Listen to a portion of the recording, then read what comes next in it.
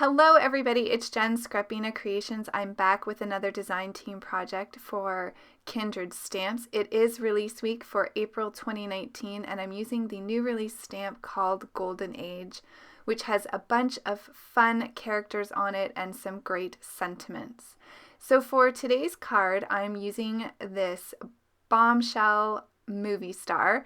I'm going to stamp her out with some Lawn Fawn jet black ink. I am going to be coloring up this image using some alcohol markers. Today I'll be using some Copics. So I'm going to stamp her out a couple times just to get a nice black image. I do like to stamp my images twice. And I've just cut a piece of masking paper here and I'm going to stamp this out so I can use it a bit later when I am doing my background.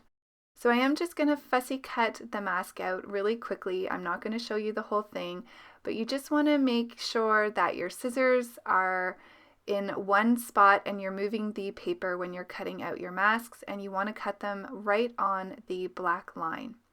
So for our little blonde bombshell here, I'm going to have her standing over a grate on a sidewalk, and this will have some air blowing out of it and hence lifting up her dress here. So I'm just using my ruler to create this street grate or sidewalk grate, and when you're doing an image or creating a background element like this, you want to make sure that your lines go inward a little bit to the back because they will appear smaller. An image will appear smaller to the back of a card or the back of a scene. So I went ahead and I drew those out with my pencil first. Now I'm coming in with my black Tuxedo marker here. This is by Memento. You can use any alcohol safe marker to do this. And I'm just going to go over those pencil marks and map out the grate here with my black marker, so that it matches the black lines of the stamped image. Once I get this done, I am going to move on to the coloring. This is pretty simple coloring because a lot of the images I'm coloring up today are going to have cool gray colors. Once I completed the drawing of my grate, I did go ahead and use a white eraser just to erase those lines. You want to make sure you do that before you start coloring because they will not come up once you lay down your alcohol markers.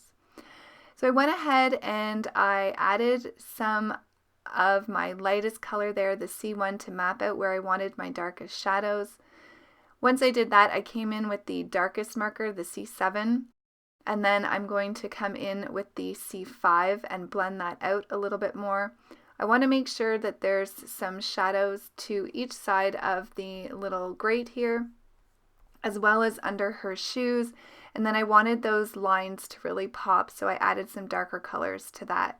I did get out of the line here, so I'm just using my colorless blender to fix that up, and now I'm going to move on to her dress, which I want to be white, but I want to add a lot of gray shadows here so the white dress really pops.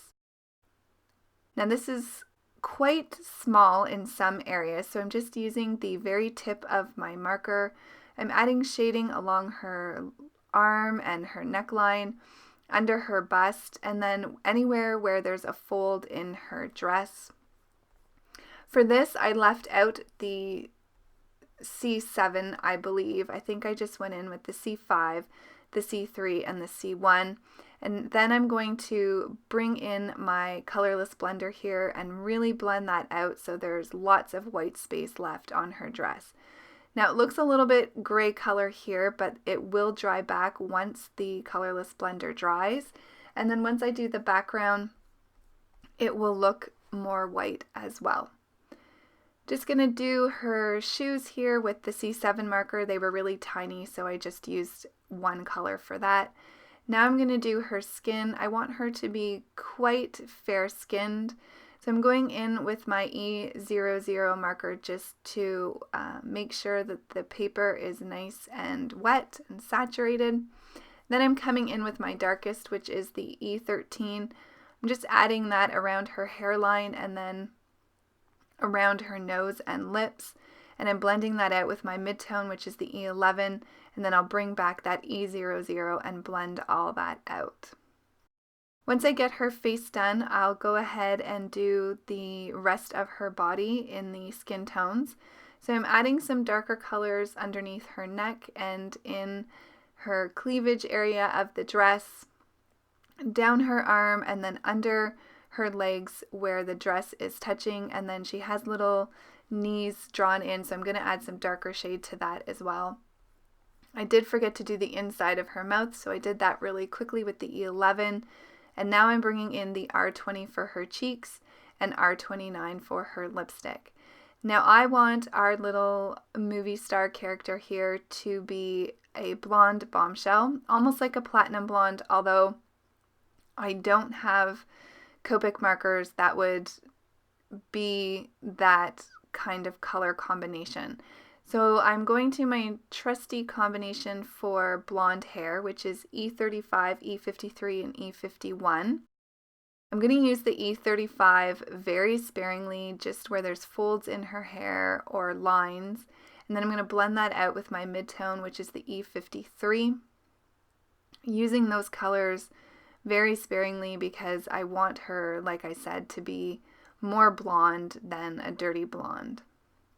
So once I get that done, I'll bring my lightest marker in, the E51, and I'll go ahead and blend that all in. And then to make her more of a blonde bombshell, I'm going to come in with my colorless blender, and I'm really going to go over her hair with a lot of the colorless blender. I want this to dry back. This will give it more of that white blonde look once it dries. So you can see there I'm laying down a lot of that colorless blender. So now I'm going to work on a pretty simple background here, but I am going to cover her up with the mask so I can do some blending with some Distress Oxide.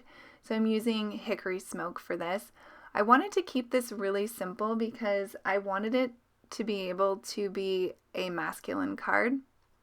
I thought this would be a fun card to send to a man, and so I'm just doing a little bit of ink blending here with my makeup brush, and I'm just going to concentrate most of that Distress Oxide around her and letting it spread out to white as you kind of get further out into the card.